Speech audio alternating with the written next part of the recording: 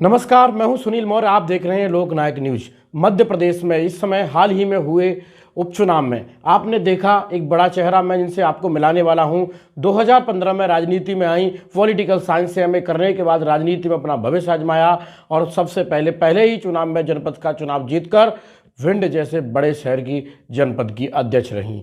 भाजपा में रहीं कई साल, अपने आप को स्थापित करने के लिए तमाम जगह मेहनत की, लेकिन भाजपा से इस बार उपचुनाव में कांग्रेस में आई और कांग्रेस में उन्हें काफ़ी ज़्यादा मान सम्मान देखने को मिला। स्टार प्रचारक की भूमिका में रहीं और मध्य प्रदेश के तमाम विधानसभा में कांग्रेस के प्रत्याशी के लिए वोट मांगती नजर आईं। जी हाँ, मेरे साथ मौजूद है इस समय संजू जाटव, जो भिंड की पूर्व की जनपद अध्यक्ष हैं। तो संजय जाटव जी, आपका बहुत बहुत स्वागत है। जी धन्यवाद। इस समय चर्चित चेहरे के रूप में आप उभरती हुई आई हैं और हर व्यक्ति की जबान पर संजू जाटव नाम है। राजनीति में अगर इसे देखा जाए तो आप किस तरह लेती हैं, क्योंकि 2015 से लगभग आप मेहनत कर रही थी, वो नाम और मान सम्मान आपको अब तक नहीं मिला था जो उपचुनाव में आपको एकदम चर्चा में आने के बाद मिला। क्या मानती हैं? जी देखिए, राजनीति में उतार चढ़ाव तो आते ही रहते हैं और लगभग सभी लोग एकदम तो ऊंचाई नहीं छू लेते, ये बात बिल्कुल हकीकत है, चाहे वो राजनीति हो या कोई अन्य क्षेत्र हो। 2015 से मैंने राजनीति में कदम जो रखा है, उसके बाद से मुझे जो सम्मान मिला है, मुझे लगता है कि मैं अपने आप को मैं सौभाग्यशाली समझती हूँ इस क्षेत्र में कि मैं इतनी कम समय में अच्छे मुकाम पर पहुंच चुकी हूं। आज की डेट में मैं एक विधायक नहीं भी हूं, लेकिन फिर भी मेरा विधायक जैसा एक सम्मान होता है और जनता में मेरे काफ़ी अच्छा मुझे रिस्पांस मिलता है, मुझे प्रेम और स्नेह मिलता है जनता का। जी, इस समय आप राजनीति कर रही हैं, किस उम्मीद के साथ राजनीति में, क्या करना चाहती हैं राजनीति में, किस उम्मीद के साथ आप राजनीति को देखती हैं और क्या लक्ष्य है आपका? देखिए, राजनीति करना उसमें कोई लक्ष्य की आवश्यकता तो नहीं है। राजनीति का मतलब होता है हम राजनीति के माध्यम से समाज सेवा कर सकते हैं। लोग इसको दो नज़रिए से देखते हैं। लोग समझते हैं कि एक विधायक बनना, एक अच्छे मुकाम पर पहुंचना ही राजनीति होती है। मैं तो ये नहीं मानती। ठीक है, उसके माध्यम से हम ज़्यादा बड़े पैमाने पर कार्य करा सकते हैं, क्योंकि जनता की जो मांगें होती हैं कहीं ना कहीं उसके लिए, उसको पूरा करने के लिए पावर की आवश्यकता होती है। तो वो पावर पाने के लिए भले ही हम विधायक बनना चाहते हैं, एक सांसद बनना चाहते हैं, जबकि ऐसा कुछ नहीं है। मैंने तो ये माना है कि समाज सेवा करना है तो हम जनपद अध्यक्ष के रूप में भी कर सकते हैं, एक आम नागरिक के रूप में भी कर सकते हैं। ठीक है, मुझे अच्छी बात है कि मैंने कम समय में एक राजनीति में काफ़ी अच्छा मुकाम हासिल करना तो नहीं कहेंगे, लेकिन फिर भी मैंने जो महिलाओं की दृष्टि से देखा जाए, जो अन्य महिलाओं ने जो अब तक किया है राजनीति में, उससे कहीं ज़्यादा अच्छी तरीके से मैंने उनको करके दिखाया। यूँ कहिए, क्योंकि सरपंच के चुनाव में भी कई पार्षद के चुनाव में भी कई महिलाएं आगे आ जाती हैं, और मैं तो ये कहूँगी जनपद अध्यक्ष भी कई महिलाएं बनी हैं। भिंड में कई लोग जनपद अध्यक्ष बनी है जिनकी उनके पति चलाते हैं जनपद अध्यक्षी और वो खुद नहीं चला पाती हैं। तो कहीं ना कहीं मैंने उनके लिए भी एक संदेश छोड़ा है कि अगर हम राजनीति में आते हैं तो राजनीति हमें खुद ही करनी पड़ेगी, है ना। हमें किसी के ऊपर थोपना नहीं है। भाई पति बन गए या पति को काम सौंप दो, ये अच्छी चीज़ नहीं है। क्योंकि गोहद में भी आप शायद जानते हो, प्रवेशी देवी जो है वो जनपद अध्यक्ष बनी थी, तो उनका आज कोई नाम नहीं जानता। मेरा चर्चाओं में नाम चलता है, तो कहीं ना कहीं इसकी वजह बस सिर्फ और सिर्फ है कि मैंने क्षेत्र में जाके स्वयं कार्य किया है। जनता के बीच में खुद पहुंची हूँ, जनता के सुख और दुख में मैं शामिल हुई हूँ। मुझसे जो बन पड़ा मैंने उनके लिए किया और करने का पूरा प्रयास भी किया, और आने वाले समय में मैं यही करना चाहती हूँ कि मुझे अगर मौका मिलता है तो विधानसभा में मौका मिलेगा तो ठीक है, लेकिन नहीं भी मिलता है तो भी मैं गोहद की जनता के लिए बहुत कुछ करना चाहती हूँ, और उसके लिए मैंने 5 साल गोहद में दिए भी हैं। और हाँ, उसका रिजल्ट ये हुआ है कि आज मेरा सर्वे में गोहद में बहुत अच्छा नाम गया था, पहले नंबर पे मेरा नाम गया था। टिकट नहीं हुआ, ये एक अलग चीज़ है, ये अलग कहानी है, क्योंकि टिकट हर किसी का नहीं हो सकता, किसी एक व्यक्ति को टिकट दिया जाता है। और हमारे जो पूर्व जो लाइन में लगे हुए थे, जैसे मेवाराम जाटव जी जो हैं, वो अनुभवी भी थे, उन्होंने पहले चुनाव भी लड़े थे, उनको मुझसे ज़्यादा अनुभव था, इसलिए पार्टी ने कहीं ना कहीं उन पर भरोसा जताया, उन्हें टिकट दिया। तो इस चीज़ की मुझे कोई वो नहीं है कि भाई मेरा टिकट नहीं हुआ। अच्छी बात है, उनको अनुभवी व्यक्ति को टिकट मिला, उन्होंने चुनाव जीत के भी दिया, कहीं ना कहीं वो विधायक भी बने। आने वाले समय में मुझे मौका मिलेगा तो मैं भी कहीं ना कहीं उनके जैसा बनना चाहती हूँ। आप 3 साल से ज़्यादा भाजपा में रही जी, और तुरंत भाजपा से एकदम कांग्रेस की तरफ आना, जी क्या लगता है भाजपा और कांग्रेस देखिए की राजनीति में अंतर क्या है? देखिए कोई अंतर नहीं है, सब पार्टी अपनी अपनी जगह पे अच्छी होती है, कोई पार्टी बुरी या अच्छी नहीं होती है। हुआ क्या था कि जो मैं बीजेपी में मैंने ज्वाइन किया उससे पहले मैं जनपद अध्यक्ष थी। कई लोगों को ये लगता है कि मुझे बीजेपी वालों ने मुझे जनपद अध्यक्ष बनाया और मैंने उनको धोखा दिया या मैंने पार्टी छोड़ दी, मैंने बीजेपी छोड़ दी जहां मुझे जनपद अध्यक्ष मान सम्मान मिला था, जबकि ऐसा कुछ नहीं है। मैं लोगों को बता देना चाहती हूँ, मैं जनपद अध्यक्ष जब बनी थी तब उस समय मैं किसी भी दल में नहीं थी, किसी पार्टी में नहीं थी, ना ही मैं बीएसपी में थी, ना मैं बीजेपी में थी, ना मैं किसी अन्य दल में थी। मैं किसी पार्टी की सदस्य नहीं रही हूँ। मैंने पहली बार बीजेपी पार्टी ज्वाइन की जब मैं जनपद अध्यक्ष थी पहले से, ठीक है ना। उसके बाद जनपद अध्यक्ष पद मेरा छीन जरूर लिया गया, क्योंकि बीजेपी के कुछ लोगों ने, मैं ये नहीं कहूंगी कि पार्टी ने छीन लिया, मैं ये कहना चाहती हूँ कि बीजेपी के कुछ नेता ऐसे थे जिन्होंने मेरा पद छीनने के लिए वो पीछे ही लग गए, मतलब मेरा पद छीन लिया, उन्होंने षड्यंत्र रचा और मेरा जब पद चला गया तो मुझे लगा कि बीजेपी में मेरा मान सम्मान नहीं है, तो ऐसी पार्टी में मैं रहकर क्या करूंगी। जब बीजेपी के लोग ही मेरे साथ नहीं खड़े हो रहे हैं तो कल को मैं आगे क्या कर सकती हूँ, कुछ भी नहीं कर सकती। और नेतागिरी कहीं अकेले तो नहीं होती है, आपको भी पता है, आप सब लोगों को पता है, हमारी जनता को पता है कि पार्टी की मजबूती बहुत जरूरी होती है किसी को राजनीति में आगे ले जाने के लिए। तो इसलिए मैंने बीजेपी छोड़ने का फैसला किया।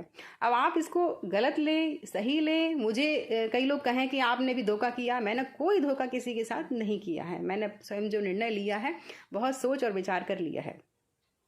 अभी हाल ही में जी मुरैना महापौर एससी, वहीं आप गोहद ले लो, वो भी आपकी नगर पालिका एससी है। जी ग्वालियर में भी लगभग महापौर का इलेक्शन है। जी तो क्या पार्टी भरोसा करती है तो कहीं आप मुरैना या ग्वालियर या गोहद से जी चुनाव मैदान में हो सकती है नगर पालिका नगर निगम में? जी देखिए, मैं आपको बता देना चाहती हूँ कि ग्वालियर में मेरा कोई विचार नहीं है चुनाव लड़ने का।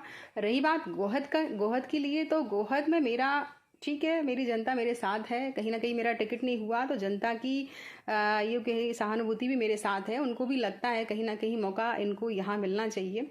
अगर पार्टी को भी लगता है कि इनको मौका दिया जाना चाहिए, अगर पार्टी मौका देती है तो मैं गोहद से नगर पालिका का मन बना रही हूँ, लगभग बना लिया है मैंने मन। बस नेताओं का थोड़ा सा बड़े वरिष्ठ नेतृत्व जो है वो मेरे साथ अगर होता है और पार्टी का आदेश होता है तो मैं नगर पालिका गोहद से लड़ सकती हूँ।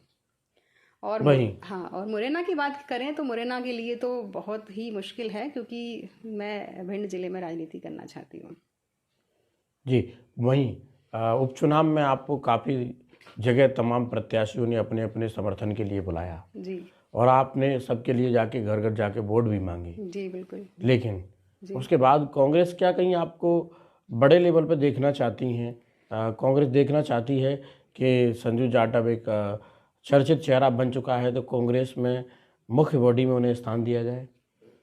देखिए, ये तो पार्टी का निर्णय है, पार्टी को विचार करना ही होगा इस बात पर, क्योंकि जिसका टिकट नहीं होता वो व्यक्ति घर बैठ जाता है, कहीं ना कहीं वो उदास होता है, हताश होता है और पार्टी की खिलाफत भी करते हैं कई लोग। मतलब जिसको टिकट नहीं होता है वो कहीं ना कहीं विरोध करने लगते हैं कि अन्य व्यक्ति जो बन ना जाए किसी, उनको लगता है कि भाई हमारा टिकट नहीं हुआ। जैसे कि हमारे गोहद क्षेत्र को ही ले लीजिए, अगर मेरा टिकट नहीं भी हुआ तो मैंने मेवाराम जी का कहीं कोई विरोध नहीं किया, कहीं कोई टीका टिप्पणी नहीं की। अगर मैंने उनका यूँ कहिए सपोर्ट नहीं किया तो मैंने विरोध भी नहीं किया। तो कहीं ना कहीं ये भी एक अच्छा पॉइंट, प्लस पॉइंट रहा उनके लिए, इसीलिए वो चुनाव भी जीत पाए, क्योंकि मैंने जो बेस बना दिया था राजनीति में, कहीं ना कहीं कांग्रेस पार्टी के लिए मैंने मजबूती पहले से कर दी थी गोहद में, और उस चीज़ का फायदा उन्हें मिला है। अब वो माने या ना माने, है ना, कई लोगों को लगता है कि भाई संजू जाटव ने गोहद में प्रचार के लिए समय कम दिया, अन्य जगह जरूर बहुत ज़्यादा दिया, तो ऐसा कुछ नहीं है। मैंने गोहद में पहले से ही अपने लोगों को एक मैसेज छोड़ा था कि कांग्रेस पार्टी के आप साथ हो, चाहे टिकट किसी का भी हो, मेरा हो या किसी अन्य व्यक्ति का भी हो। तो ये अच्छी बात है। मैंने कभी किसी को मना नहीं किया कि नहीं भाई मेरा टिकट नहीं हुआ है तो आप उनको वोट ना दीजिए, मैंने ऐसा कभी कोई मैसेज नहीं छोड़ा। कुल मिला के कहीं ना कहीं ये गोहद की जो सीट को लेकर मेरा भी सपोर्ट रहा है पूरी तरह से, और वो सीट निकली भी है, उसका रिजल्ट भी दिखा है। ऐसा नहीं है कि मैं झूठी कह रही हूँ, अगर मैं झूठ कहती तो कहीं ना कहीं उस चीज़ का रिजल्ट भी दिखता, कहीं ना कहीं वो सीट निकलना मुश्किल हो जाती। तो वो सीट निकली है, तो इससे स्पष्ट होता है कहीं ना कहीं मैंने उनका सपोर्ट किया है। अंदरूनी सपोर्ट मेरा हमेशा रहा है। रही बात अन्य क्षेत्र की, तो मैंने अन्य क्षेत्रों में समय इसलिए दिया है क्योंकि मुझे पार्टी का आदेश मिला। मेरे पास लगातार हाईकमान या समझ लीजिए या भोपाल से मेरे पास कई मंत्रियों के फ़ोन आते रहे कि भाई मैडम आप जौरा में समय दीजिए, मैडम आप महंगाओं में समय दीजिए, आप पौहरी विधानसभा में समय दीजिए, करेरा के लिए दीजिए। तो इसीलिए मैंने सभी जगह प्रचार प्रसार किया। मैंने पार्टी के वरिष्ठ नेतृत्व का सम्मान किया है, मैंने उनकी बात का मान सम्मान को रखा है और मैंने ये मैसेज छोड़ा है कि मेरा टिकट नहीं भी हुआ फिर भी मैं उदास और नर्वस होकर और हार कर थक कर नहीं बैठी, मैं आगे बढ़ी और मैंने पार्टी को मजबूत करने का काम किया। कहीं ना कहीं उस चीज़ का फायदा भी मिला। मैंने 7 जगह जहां प्रचार प्रसार किया था उनमें से हमारे 5 विधायक हमारे कांग्रेस पार्टी के जीते हैं। तो इस बात की मुझे खुशी होती है कि मैंने जो मेहनत की वह सवार हुई। कहीं ना कहीं पार्टी को भी ये चीज़ सोचनी ही पड़ेगी कि जिस संजू जाटव का टिकट नहीं भी हुआ, पार्टी ने टिकट नहीं भी दिया, उसके बावजूद भी उसने मेहनत की और कहीं ना कहीं पार्टी को मजबूत करने का काम किया। तो पार्टी को कुछ ना कुछ मेरे लिए सोच के रखा भी होगा। हो सकता है मेरे लिए कोई निर्णय पहले से हो, पर मैं अभी नहीं मिली हूँ। मैं जाऊंगी भोपाल में, तब मुझे पता चलेगा कि भाई मेरे लिए पार्टी ने क्या निर्णय किया है और मैं उसको स्वीकार करूंगी, चाहे वो कोई भी हो, कुछ भी हो निर्णय। अभी हाल ही में आप देख रहे हैं देश भर में महिला उत्पीड़न बड़े पैमाने पर देखने को मिल रहा है। जी वहीं इस पे संजू जाटव क्यों चुप हैं? महिला उत्पीड़न पे आपको भी आगे आना चाहिए। जी देखिए जैसे महिलाओं कि जी बताइए। जी बोलिए। जैसे कि अभी हाल ही में उत्तर प्रदेश ले लो या मध्य प्रदेश ले लो, कहीं ना कहीं ग्वालियर की भी तमाम ऐसी घटनाएं जी जो आए दिन चर्चा में बनी रहती हैं, जी उन पर अगर संजू जाटव एक बड़े पैमाने पर आवाज़ उठाए जी तो लगता है कि महिलाओं में एकजुटता बड़े पैमाने पर देखने को मिलेगी। जी देखिए मैं महिला हूँ, इसलिए मैं चाहती भी हूँ कि महिला को कहीं ना कहीं अपने आप को कमज़ोर नहीं समझना चाहिए। रही बात उत्पीड़न की, तो जो भी चल रहा है कहीं ना कहीं सरकार की ढील होती है और सरकार इस चीज़ में हाथ तो रखती है। ठीक है, कुछ ना कुछ नियम बना दिए, कानून बना दिए, इसलिए हमारा इतना बचाव भी हो रहा है महिलाओं का। नहीं तो जो पार्टी है बीजेपी पार्टी वाले कभी नहीं चाहते, क्योंकि बीजेपी के ही लोग कुछ ना कुछ गड़बड़ कर देते हैं तो उनको बचाने के लिए पार्टी उनके साथ खड़ी हो जाती है। पार्टी ये नहीं सोचती कि भाई कौन गलत कर रहा है उसको सजा मिलनी चाहिए, पार्टी ये सोचती है कि जो गलत कर रहा है वो किस पार्टी का है ना। इसी का कई उदाहरण मैंने यूपी में भी देखे। जो बीजेपी पार्टी के कई विधायक थे जिन्होंने गलत किया महिलाओं के साथ, उनको बचा लिया गया और या यूं कहिए उनका केस काफ़ी दिन तक लंबा चला। उनको सजाएं उनकी माफ़ करने की छोड़ो, खैर माफ़ तो नहीं होती, लेकिन काफ़ी लंबे समय तक उस केस को खींचा गया।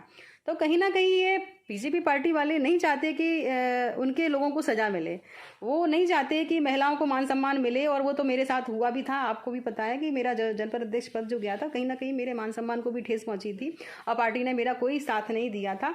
ये तो पार्टी की बीजेपी पार्टी वालों की कहते हैं ना नीति रीति उनकी यही है।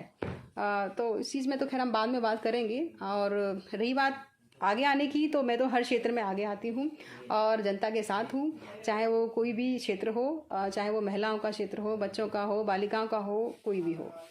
बताइए और आगे। अंतिम सवाल, जी अभी हाल ही में बड़े पैमाने पर देख रहे हैं देश का अन्नदाता, देश का किसान जी सड़कों पर है, भाजपा अपने फैसले पे अडिग है, जी इस पे आप कुछ कहना चाहेंगे? देखिए मैं उन किसानों के साथ हूँ और आने वाले समय में वो क्या करते हैं क्या नहीं करते हैं, पार्टी का ये निर्णय है। जो बीजेपी वालों ने किया है वो निर्णय को चेंज तो करना ही होगा, क्योंकि कहीं ना कहीं हम सब लोग एक हो चुके हैं, जागरूक हो चुके हैं, सड़कों पे उतरे हैं। तो कहीं ना कहीं ऊपर जो वरिष्ठ नेतृत्व है उनको विचार करना चाहिए कि आखिर हम सब लोग रोड पे उतरे हैं तो क्यों उतरे हैं, क्योंकि कहीं ना कहीं ये गलत हुआ है किसानों के साथ। और उनकी सबकी आवाज़ बनके हमारी पूरी पार्टी कांग्रेस पार्टी भी उनके साथ खड़ी हुई है। और एक संजू जाटव ही नहीं, किसान के साथ हर व्यक्ति खड़ा हुआ है जो कि चाहता है कि किसान को क्या कहना चाहिए, उनको न्याय मिले। तो हम सब लोग उनके साथ हैं और कहीं ना कहीं ये निर्णय उनको चेंज करना ही पड़ेगा। हम चाहते हैं कि ये निर्णय बदला जाए। तो ये थी हमारे साथ संजू जाटव, जिनका साफ साफ कहना है कि अगर देश के अंदर देखा जाए कहीं ना कहीं मायने में भारतीय जनता पार्टी महिलाओं पर उत्पीड़न से लेकर तमाम जगह वो खुद के लोग, उनके ही लोग पाए जाते हैं।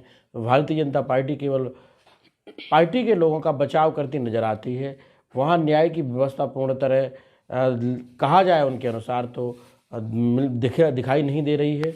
वहीं हाल ही किसान आंदोलन ले से तमाम उदाहरण हैं जहाँ भारतीय जनता पार्टी अपने फैसले पर इस तरह अडिग रहती है। वहाँ देश का किसान इस तरह सड़कों पर है लेकिन उनके कान तक जुए नहीं रगड़ रहे हैं।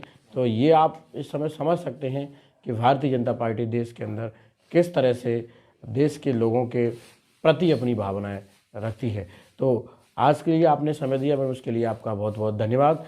और आगे की रिपोर्ट के लिए आप मेरे साथ बने रहिए लोकनायक न्यूज़ पर। Thank you.